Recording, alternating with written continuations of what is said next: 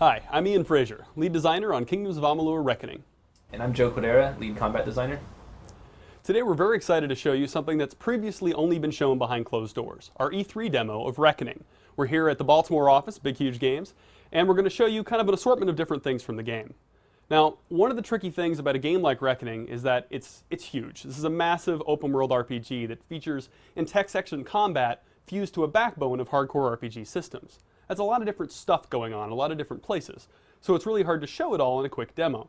So before we jump into the live portion of the demo, we're first going to show you a video reel that features some of the different systems and locations and just bits and bobs within the game to hopefully give you a little bit better sense of scope. Now, my usual disclaimer up front, everything you're about to see is pre-alpha software, so we still have months of debugging and polishing left ahead of us. Nonetheless, we're really excited about where we're at and we want to show it to you. So let's roll the clip.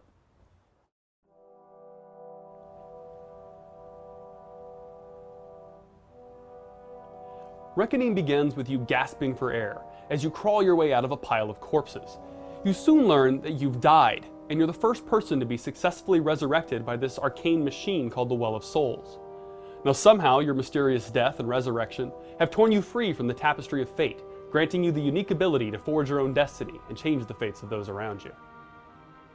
Now, like most RPGs, one of the first things you'll do is customize your character. You can choose your gender and pick from 4 different races, and then you can customize your appearance. You can pick from a preset look, or you can choose from dozens of different options of face shapes and hairstyles, skin tones, tattoos, piercings, you name it, to get exactly the look that you want for your character.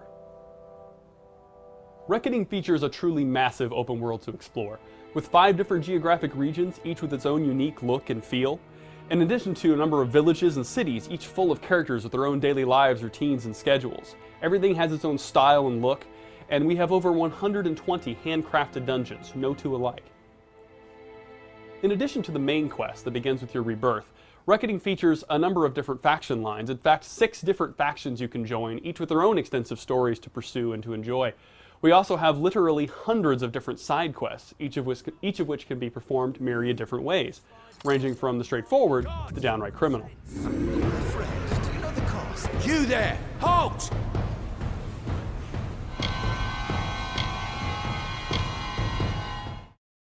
The combat in Reckoning is something else we're very proud of. It's fast, fluid, and intense. It's very responsive, it's very dynamic, you have the sense of weight and heft to everything you do. It's intense action combat, but all built on a solid foundation of crunchy advancement systems and player choice.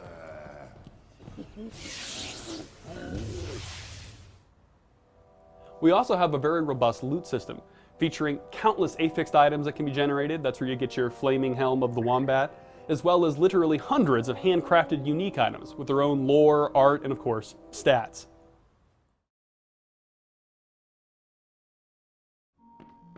Let's say you don't like the loot that's dropping. That's okay, you can make your own. We have 3 different crafting systems in Reckoning. First, Alchemy, which lets you make potions using reagents you'll harvest throughout the world. Next, Blacksmithing, my personal favorite, which lets you salvage components from weapons and armor that you don't want, and then use those components to craft new equipment that you do want. Meanwhile, Sagecraft lets you fuse together shards of magic crystal to make gems. Gems can then be socketed into your weapons and armor to enchant them. Now, there are more skills in Reckoning than just the crafting systems. In fact, we have 9 different non-combat skills. One of them, Detect Hidden, lets you find secret doors, treasures, and ambushes scattered throughout the world of Amalur. Meanwhile, Dispelling lets you turn off magical traps called wards without them blowing up in your face or giving you a curse. Pretty handy skill to have.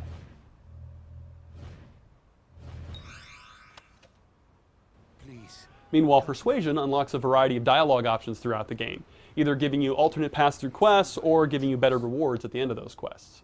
Meanwhile, Stealth lets you do that, which is awesome. Stealth also opens up a variety of different crime activities you can perform in the game, from pickpocketing to trespassing in places where you don't belong. Reckoning has over 60 abilities to choose from every time you level up, spread across the might, finesse, and sorcery trees. Which abilities you choose to invest in defines your moment-to-moment combat experience. These abilities range from passive benefits to unlockable weapon attacks like this one, to flesh-melting spells that let you rain fire from the sky. Now, which abilities you invest in matters, not just in terms of the abilities themselves, obviously, but also in terms of what destinies you'll unlock. Destinies are a sort of form of dynamic character class in Reckoning. See, in most RPGs, you start off, and before you really know what you're doing, you have to say, I'm going to be a warrior. And I hope you chose well, because you got dozens of hours of that left ahead of you. In Reckoning, we wanted to get around that problem, and the Destiny system is how we do that. So you start the game off, and you are both fictionally and systemically a blank slate with no destiny at all. As you get through the early parts of the game, you get to try out being a warrior, being a rogue, being a mage, and throwing a fireball, see what that feels like. And after you've gotten some sense of that, you'll level up for the first time and start investing points in those 3 trees. Based on where you invest the points, you're going to unlock destinies. And a destiny is more or less a class that you can equip and take upon yourself. And over the course of the game, as you continually make decisions over the course of leveling up and invest points in different things, you unlock more and more destinies. So you can constantly be changing your course in the build and design of your character over the course of the entire play experience. Now we're going to hop into the live portion of our demo. The part we're jumping into here specifically is an area of the story involving the Warsworn, one of those 6 joinable factions that I mentioned. Now the Warsworn are a simple group of mercenaries, warriors for hire. But you learn early on in the story that they weren't always simple mercenaries. In fact, they were founded as a quasi-religious order, a group of warriors dedicated to hunting down vile creatures of pure chaos called Niskaru. Now, the Niskaru have been gone for hundreds of years and believed to be extinct, but you also learn early on that that's not the case. They're back, and they're back in force. And a lot of the Warsworn faction revolves around finding out what's going on with those Niskaru and getting rid of them. So we're just going to hop real quick through character creation here. Just choose some presets.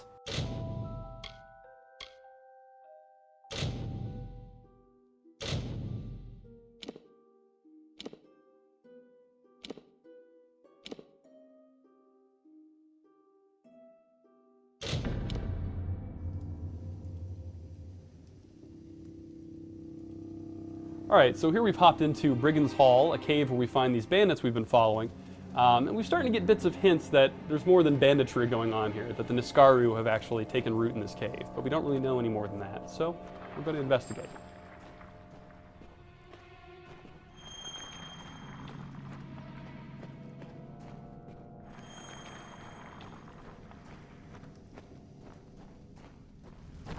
See the bodies up ahead?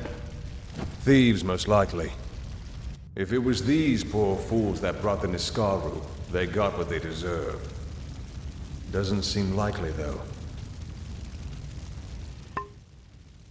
Alright, so before we do too much more with the Niskaru, we're first going to loot, because that's what we do. See what this guy's got. Sky Blossom. Alright, there's some alchemy action happening. Guess Okay. he was picking flowers in the woods. You know, like you do when you're a bandit. And over here we're going to see another little bit of our loot system that we're especially fond of, and it's the collectible armor sets. So as you can see, we're wearing this matching set of armor. It's actually the armor of Helios, the sun god. Pretty cool stuff. By grabbing this helmet here, we're actually completing the set. Each piece we get from that set, we can just compare that, yeah. As we get more and more pieces from a set, we get a larger and larger bonus. So with the helmet, we finally get the maximum bonus and the whole shebang. Also, we look cooler. Now, one of the neat things about our loot system, and this is a minor note, but we like to mention it, you'll notice we didn't go into our inventory screen there. We actually can loot items directly, or even equip items directly from the loot UI. I'm lying because Joe loves the inventory screen. No, you actually can compare and equip and even junk items directly from the loot UI.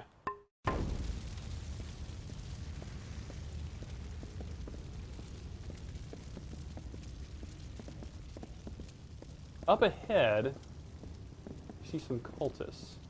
What's up with these guys? What's this? Bloody mages. Not Balin's testament either. Regardless, they must be the ones behind these Niskaru. That means they've got Warsworn blood on their hands. Now, one of the interesting things about the dialogue system in Reckoning, we realize that some players really don't care about dialogue. They really don't want to talk to the characters. They want to get back to the action and start lopping off heads. That's okay. Because of that, we take our quest critical lines, like behind the Niskaru here, we highlight them in blue and we throw them to the top of the list. So it's immediately obvious and easy how to just progress and get back at a dialogue if that's not what you're into. If, however, you do want to delve deeper into the characters and the lore of the world, we always have a variety of info topics below where you can do just that. And if you dig into those, you'll unlock more and more, and you can find out more about the world around you. The shortest path to a Niskaru is with chaos magic. Powerful chaos magic. And to keep it from turning around and mauling you, more powerful magic still. Now, just past our buddy Oast here, we're going to see a number of cultists, who are holding Niskaru within magical barriers in an attempt to tame them. Generally not the best idea. Now, our buddy Ost would very much like us to kill them, and we're happy to oblige. Right then. Die!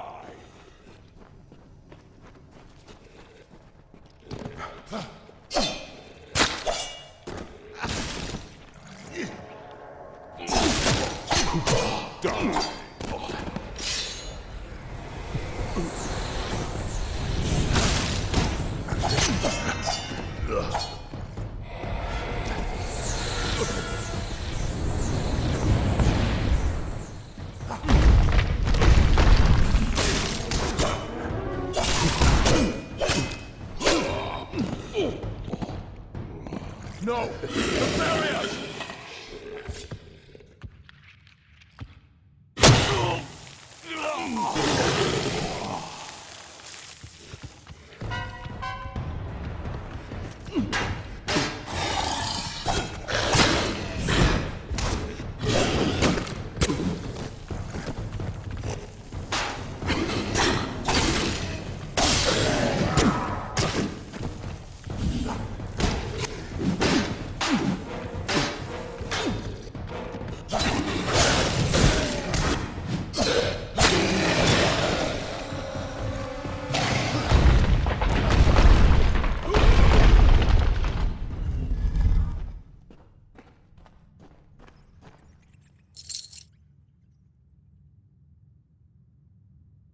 All right, so as you've hopefully seen, even in this little small snippet of combat, the combat in Reckoning is very fast. It's very dynamic. It has the look and feel of an action game. Everything is very, very kinetic as you fly throughout the space. You see these pauses in animation where Joe's momentarily slowed down in the air. All these various things in animation that really sell the weight and power of combat, sort of the drama of the whole thing. But in the end of the day, we don't want to give the wrong impression. The game is an RPG, not an action game.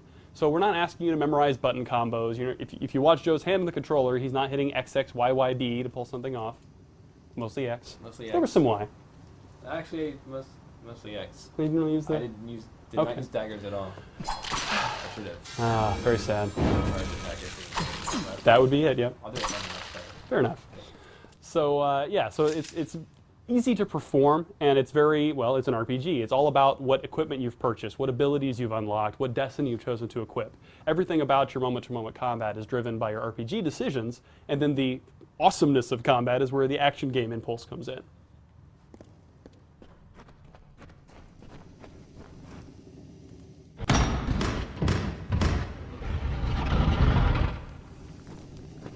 So now, watch out. So if you played an RPG before, you know that there's more dangers in a dungeon than just enemies. Sometimes you'll find traps.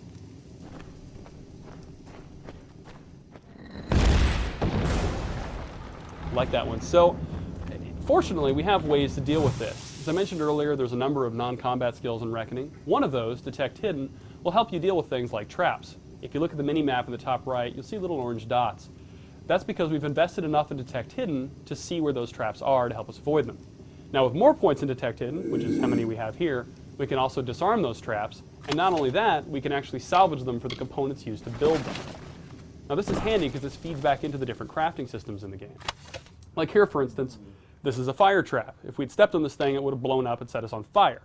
Now, conveniently, we're able to disarm it using Detect Hidden and get this cloudy fire shard from it. We could then use that in the Sagecraft system to make a fire gem and socket that into our sword to make a flaming sword.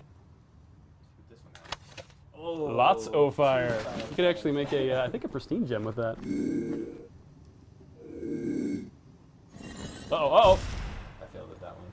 Sadness. That's okay, I don't want any fire gems or poison gems in it. So here we're going to see another of the player skills, Stealth. Now, stealth is very handy in a city environment because it lets you do a bunch of different crimes like pickpocketing and stealing and generally getting in places where you don't belong. In a combat environment like this, in a dungeon, it'll let us sneak up on this guard and take him out unnoticed.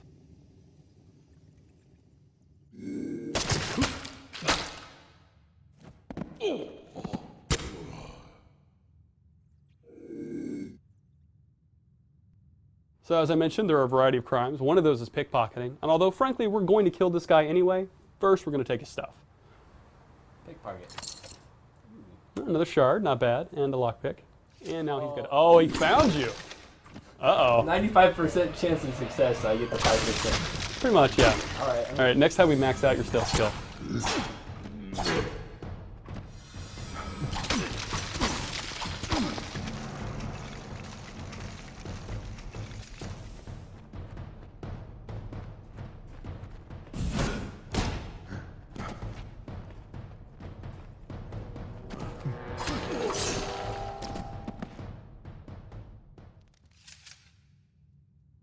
Now, if you see that purple glow in the corner there, that actually means that there is a warded chest nearby, which is something you'll tend to find around a lot of spellcasters, like in this cave.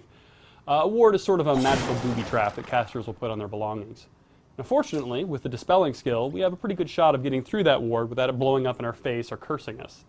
As you invest more in the skill, it makes this minigame easier. And don't worry, if you hate minigames, you don't have to do it. There's also a percentage chance-based model you can use, which also scales based on your skill.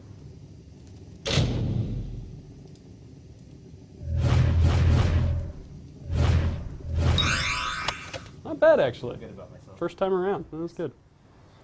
I don't really want fine silk shoes. Do you want fine silk shoes? I'll take them. Okay. I take everything. Just take it, sell it all. Like, look, I'm going to loot this guy. If we were doing a demo, I would be looting every possible thing in this room. Yeah, that's the tricky thing with demoing this game. Kind of. Uh-oh. I'm Can you get that, and can you dodge before it blows you up? Yeah, so we have a trap that's going off here in the corner just as I'm looting this guy, this body next to it, and I'm going to try and dodge out of the way as soon as I take this stuff. It's going to be mid-animation. Oh, yep, there it is. Oh.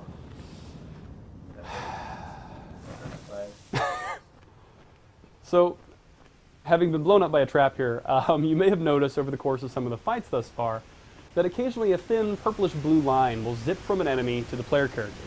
Those are threads of fate. Because of your unique free agent relationship to fate and destiny, you're able to earn small amounts of fate energy every time you defeat an enemy or perform well in combat. Once you have enough fate energy, you can harness it to go into a special mode called Reckoning. In Reckoning mode, time slows down, you speed up, you do ridiculous amounts of damage, you become highly durable. You're an all-purpose badass for as long as you have fate energy left to burn. And when you defeat enemies in that mode, they don't just die. They begin to unravel, their fate's coming apart. And you can do this to multiple different enemies as long as you have Reckoning mode still going. Before Reckoning mode's over, you want to run up to one of these guys and fate shift him, which is a special sort of fatality move that will destroy not only that enemy, but every enemy you've set to unraveling in the area and give you a huge XP bonus for the whole lot of them. Now, the fight up ahead is just one big enemy and not several small enemies, but nonetheless, we'll get to show you a little bit of Reckoning mode and a fate shift kill.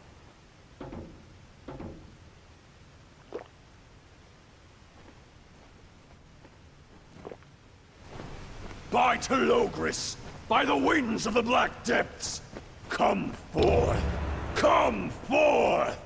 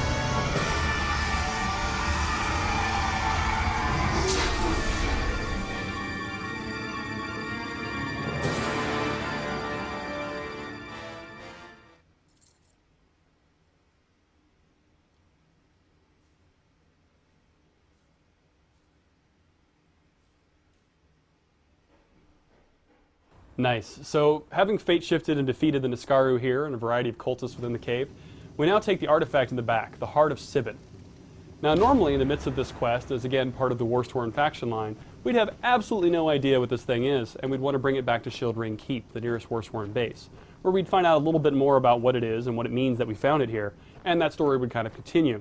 But we're about out of time for this demo, so rather than show you more of the Warsworn, we're going to give you a little glimpse of the main quest. Specifically, part of the main quest featuring the Siege of Melson Shear, a big turning point where the player's unique ability to change the fate of the world around him starts to come into play on a much grander scale than you've seen up to that point. Now, in this demo, you've seen some Niskaru. Joe fought the smaller Blood Hunters early on, and then he fought the big Niskaru Tyrant just now. But in this piece of the main quest, you're going to see a much larger, much nastier Niskaru, a creature called Balor.